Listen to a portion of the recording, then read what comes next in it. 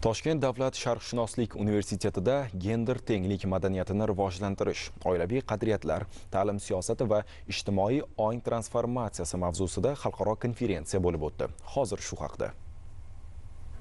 Xalqaro anjumanda asosiy e'tibor jamiyatda gender tenglikni ta'minlash, xotin-qizlarning ilm-fan va ta'lim sohasidagi faolligini oshirish, oilaviy qadriyatlarni mustahkamlash hamda ijtimoiy ongni rivojlantirish masalalariga qaratildi. Aytilganidek, bugun O'zbekistonning xalqaro gender indekslaridagi o'rni tobora yuqorilab bormoqda. Bu esa xalqaro ekspertlar tomonidan yurtimizda ayni yo'nalishda amalga oshirilayotgan islohotlar samarasi sifatida e'tirof etildi.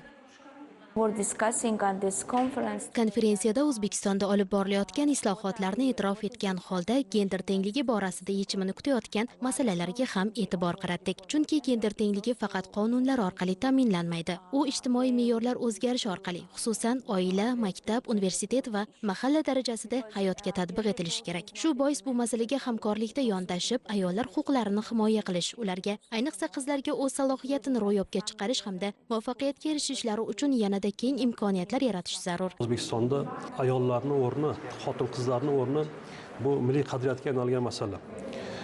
Bizning O'zbekistonda xotin-qizlar oilada, fan ta'lim sohasida, jamiki sohalarda juda jadal, faol va azaldan sharq mutafakkirlarini qarashlaridan biz bilamizki, biz shu xotin-qizlarni qo'llab-quvvatlaydigan, ularni hurmat qiladigan, boshiga ko'tarib yuradigan xalqmiz. Hozir xalqaro darajadagi mehmonlar tashrif buyurgan va aynan mana shu konferensiyaning asosiy maqsadi ham shu ediki, mana shu tajribani almashish va kerak bo'lsa O'zbekistonning tajribasini butun dunyoga ommalashtirish masalasi ham nazarda tutilgan bu konferensiya orqali.